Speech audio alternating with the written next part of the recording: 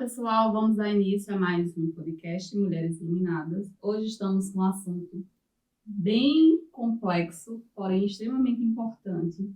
Estamos com o José Cláudio, ele é psicólogo, terapeuta cognitivo, e conta aí um pouquinho, né, da sua formação, o que te fez, né, cursar psicologia. Essa pergunta é bem interessante, né? Eu estava até conversando antes com o Eliane, uma experiência que eu tive quando eu não era profissional, mas eu tinha uma formação religiosa.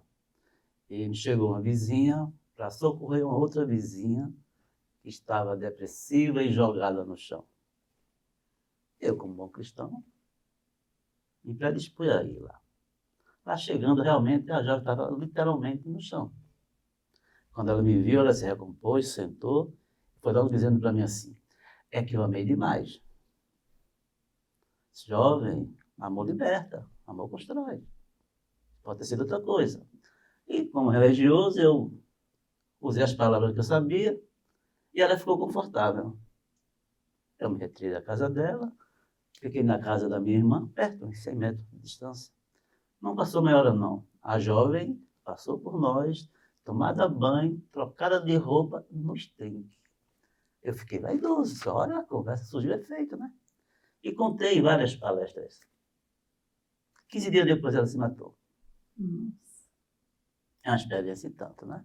Isso é um dos motivos de eu ter cursado psicologia.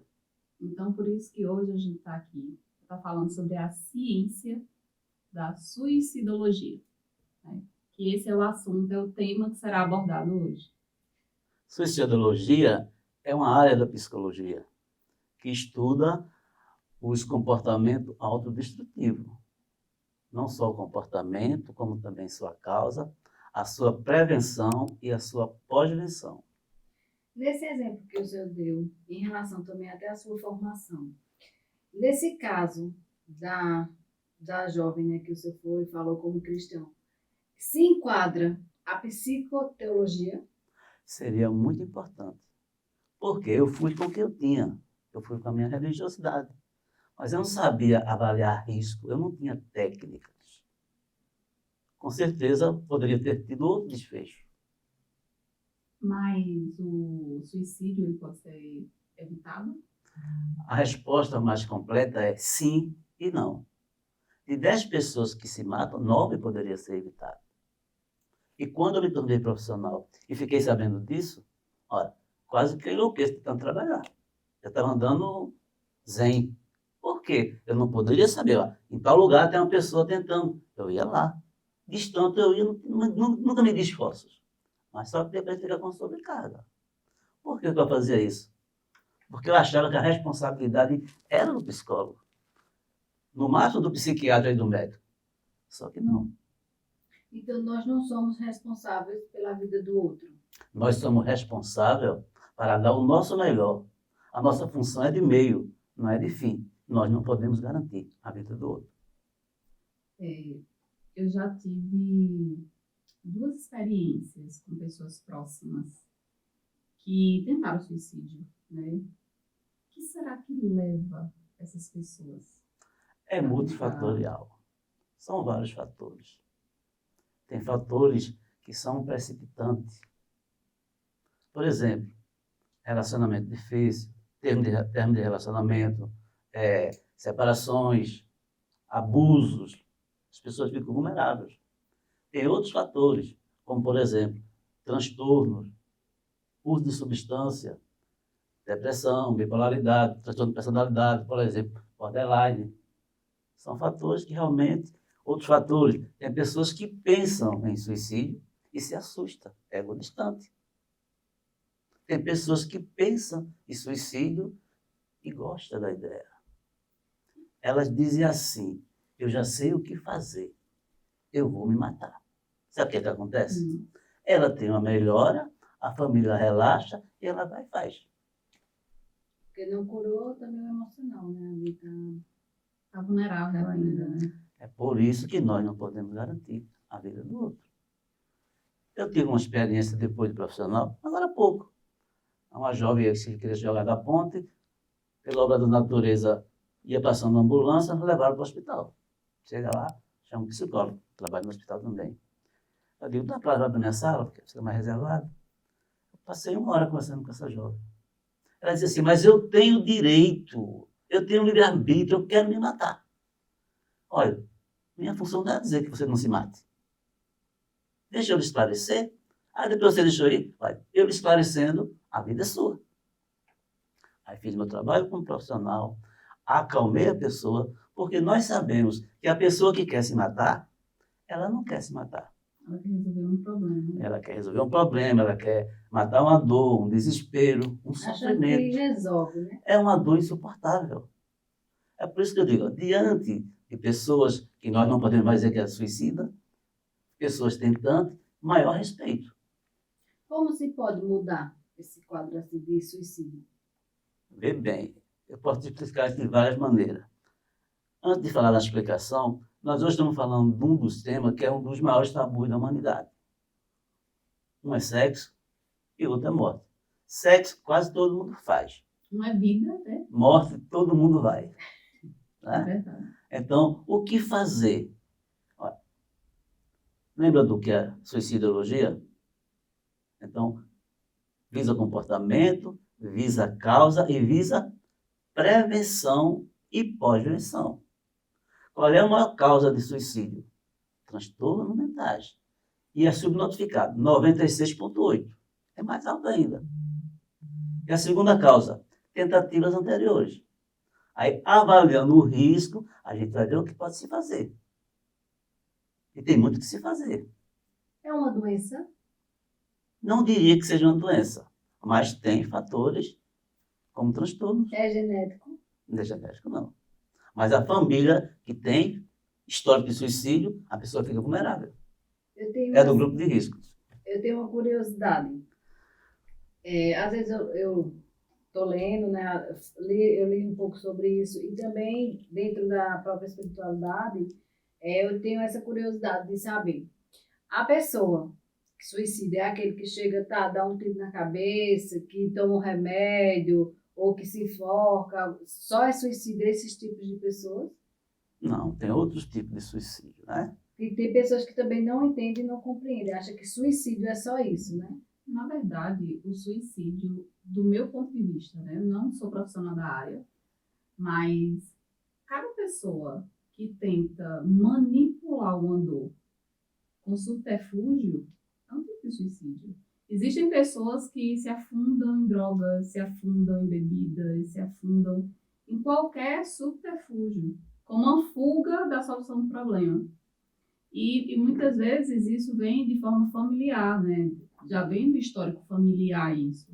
Isso não é visto, isso não é desconsiderado. Talvez existem pessoas que nem consideram, de fato, a bebida como uma forma de suicídio. Mas do meu ponto de vista, tudo que corrompe, tudo que destrói o corpo de alguma forma é um tipo de suicídio. Como profissional, como era que o senhor poderia explicar isso? Deixa eu ir por partes. Quando a pessoa dá um tiro no vidro, toma veneno, coloca uma corda, é um suicídio direto. Caso que você falou, são suicídio indireto. Espiritualmente falando, quem seria mais culpado? Aquele que dá um tiro no vidro, no momento de loucura, ou aquele que vai se matando aos poucos? Vai se matando aos poucos, porque tem tempo de refletir, de pensar. É um suicídio moral. Porque ali o direto, ele está na dor, né? Para acessar e também logo. E aquele que vem fazendo todo esse contexto, ele está pensando, sabe, mas é como se não está aceitando, né? Não compreende que aquilo também é uma forma de suicídio. Eu tenho muito um contexto que eu penso assim. Eu sei, tem diversos tipos de áreas, né? E existem algumas situações que é necessário a medicação, né? E por isso que existe o psiquiatra. Só que eu vejo o medicamento como paliativo, não como solução do problema, né? O psicólogo ele já tem mais esse papel de buscar a raiz do problema, que no suicídio é um contexto que deve ser analisado, né? A maioria de algumas pessoas medicam os transtornos, mas não tratam de fato, o problema. Porque, para mim, remédio não é solução, na minha cabeça, né? Então, assim, como profissional de psicologia, quando você encontra essas pessoas que têm bastante tipos de transtorno, que estão altamente medicados, porque eles estão lá fora de si, em algumas situações, como é que o profissional consegue atuar? Para que algumas pessoas sejam psicoeducadas, ela precisa estar bioquimicamente controlada, Sim, mas tem que estar controlada. Se está muito dopado, não tem como.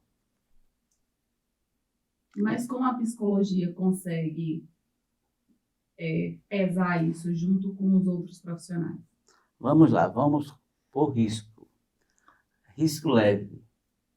Psicólogo, ele estuda o caso, analisa e tudo bem. Você, com o seu profissional da psicologia, dá conta. Risco médio. Já precisa do apoio da família. Risco grave. Afasta tudo que é de causa de suicídio, que seja objeto do suicídio. Interna, psicólogo, psiquiatra, família, apoio social. Cada caso é único, mas temos que ter olhar clínico, temos que saber analisar risco, avaliar risco.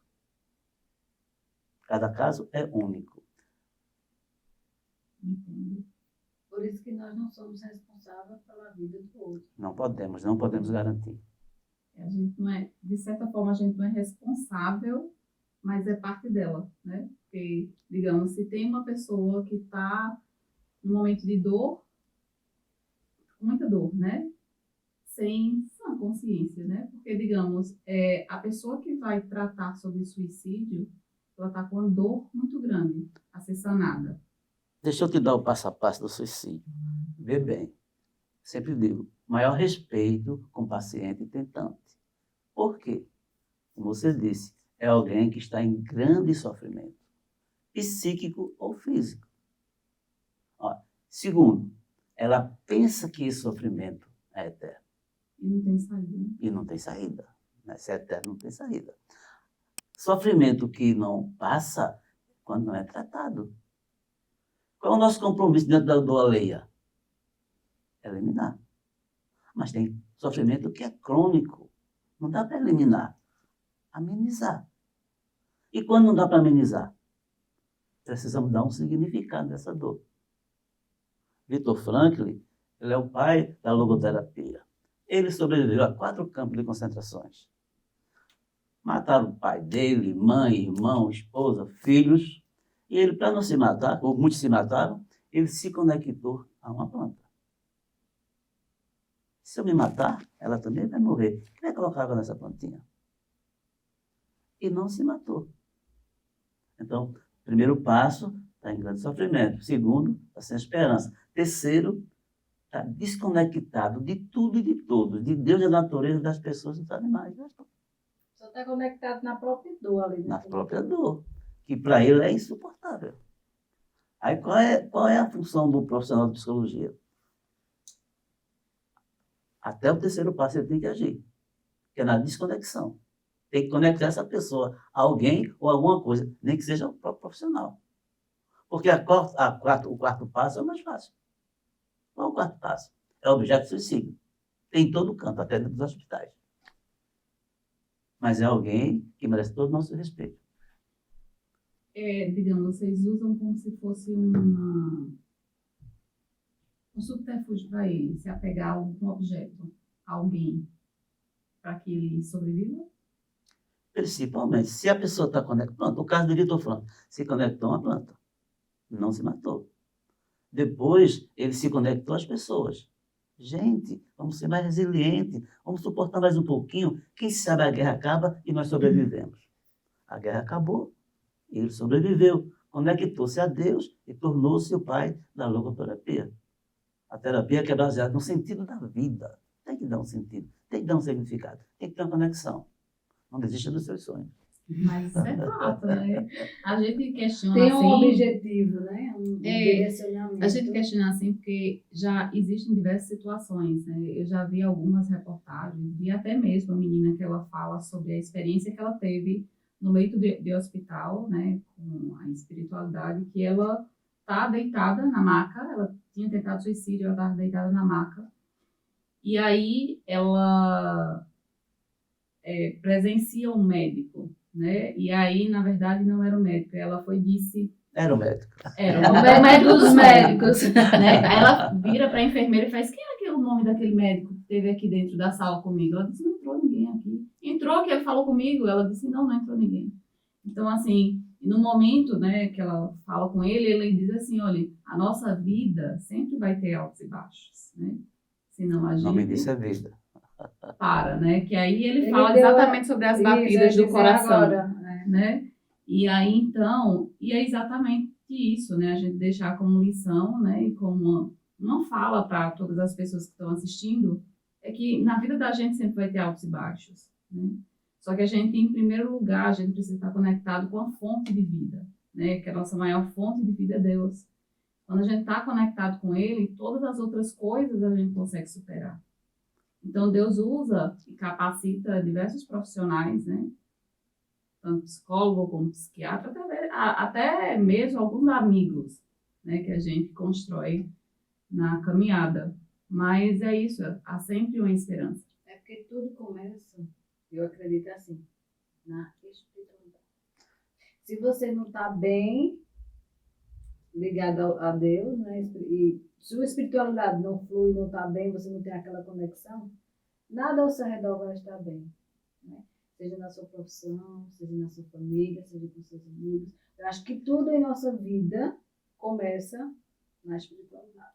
Olha, não vou discordar de vocês, até porque está certo a espiritualidade. Mas vamos montar o quebra-cabeça. Fatores de proteção. Sim. Primeiro, cuida do biológico. Sim. Exemplo, Padre Fábio de Mello. Olha, ele diz assim, ele faz a pergunta, ele dá a resposta. Um padre, um pastor, um bispo, qualquer religioso, um papa, pode se matar? Sim. É só descuidar do biológico. Sim. Ele dá o exemplo dele. Eu, padre, tinha a função de padre. Eu, professor universitário, dava aula na faculdade. Eu, artista, fazia mais de 20 shows por mês. O corpo pega a conta. É aquela coisa, a nossa vida ela funciona em 3 esferas, né? Não é uma única esfera. Existe espiritualidade, existe o nosso emocional e existe o nosso físico, né? Então, assim, são 3 áreas que precisam estar conectadas. Se uma delas está em desequilíbrio, vai, né, ficar pendente por um lado. Isso. Outro fator de proteção. Tratar os transtornos convenientemente. Porque tem pessoas que não tratam e tem pessoas que não tratam de maneira adequada. É fator de proteção tratar os transtornos convenientemente. E ele estava com transtorno. Outro fator de proteção que vocês bem falaram, espiritualidade. Eu sempre digo, os religiosos, nós religiosos que nos cuidemos. Porque a ciência está tomando conta de muita coisa. Sim.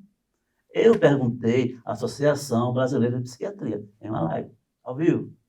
Espiritualidade é fator de proteção para a nossa saúde física, mental, emocional e espiritual? E ela disse que sim. O psiquiatra disse que sim. E qual que é a dificuldade? É encontrar profissionais que saibam falar de espiritualidade. Muitos confundem com religião, com fundamentalismo. E não é isso, gente. Não, é entender que a nossa conexão com Deus, com a fonte de vida, né? Independe de qualquer religião. Não tem nada a ver com religiosidade. É saber sobre com quem a gente está conectado. O ser humano, se espiritualizar, ele tem que transcender. Tem que saber que continua. Segunda live que eu participei da Associação Brasileira de Psiquiatria. O tema era neurociência e espiritualidade. Dessa vez, eu perguntei afirmando e perguntei perguntando. Perguntei afirmando. Uma vez que espiritualidade é fator de proteção para a nossa saúde global, como é que essa proteção se faz efetivamente? Aí o psiquiatra começou explicando, desde o seu celular até o homem tecnológico. Não me acrescentou muita coisa. O mediador perguntou assim, doutora, quer completar a resposta do doutor? Na minha concepção, ela lacrou. ela diz assim: se você é uma pessoa espiritualizada, você já matou um dos maiores medos da humanidade, que é o medo da morte. De morrer. Se você é uma pessoa espiritualidade, você sabe que continua. Se você sabe que continua, você vai ter mais empatia pelas pessoas. Vai ter mais generosidade. Vai ter mais compaixão. Isso faz com que os teus neurônios e os teus hormônios pululem de maneira tal que você vai ter muito mais saúde, alegria e energia.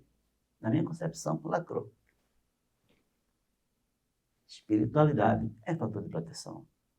Resiliência também. Lembra de Viktor Frankl? 4 campos de concentração.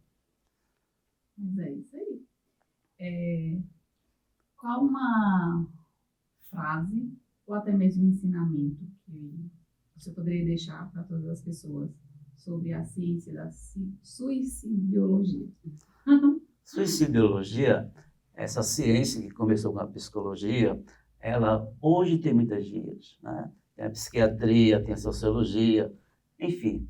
O que é que acontece com tudo isso? Temos que fazer uma corrente e unir as mãos para a prevenção e a pós-venção. Então, estamos à porta do Setembro Amarelo. E eu ia até perguntar exatamente sobre isso em relação também, nós como sociedade, né? Será que temos também cultura para isso? Para evitarmos tanto suicídio?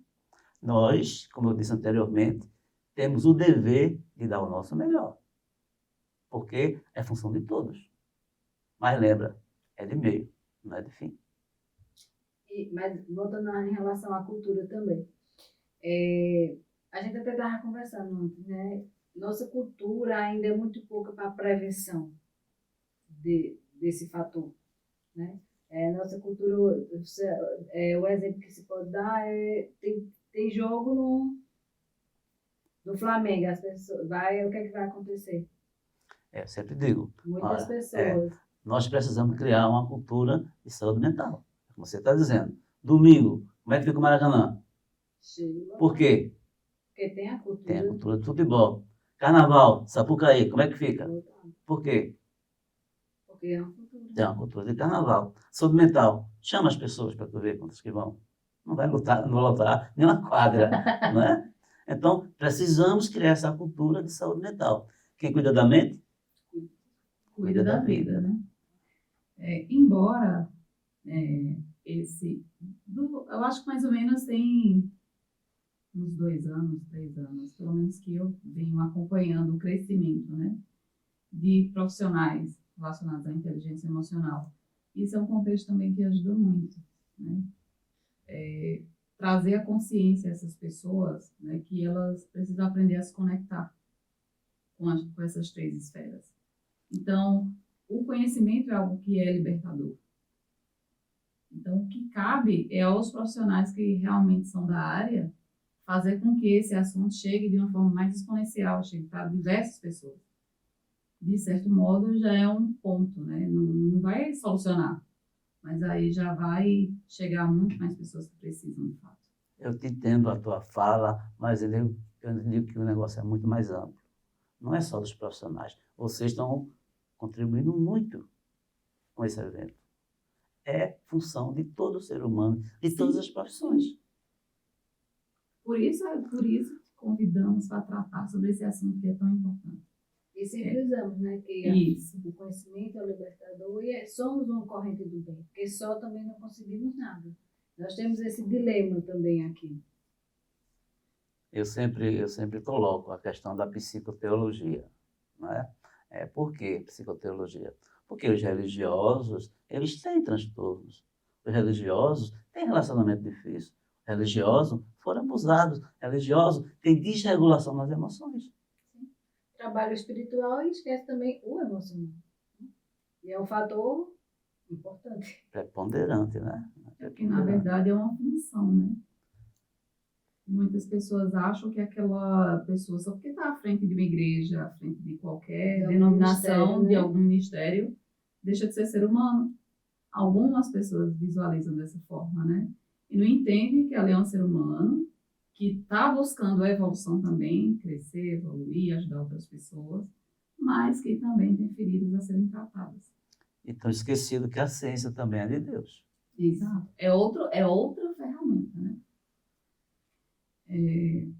Seu José Cláudio, foi um prazer imenso, né, tê-lo aqui conosco no nosso podcast. Peço a todos os seguidores que sigam as nossas redes sociais, siga a rede social do seu José Cláudio, psicólogo, né? E queria que o senhor deixasse uma frase de encerramento para todos que estão no... Eu gostaria mesmo de agradecer a vocês pela oportunidade e deixar claro que desistir não é opção. Obrigado. Até a próxima, pessoal.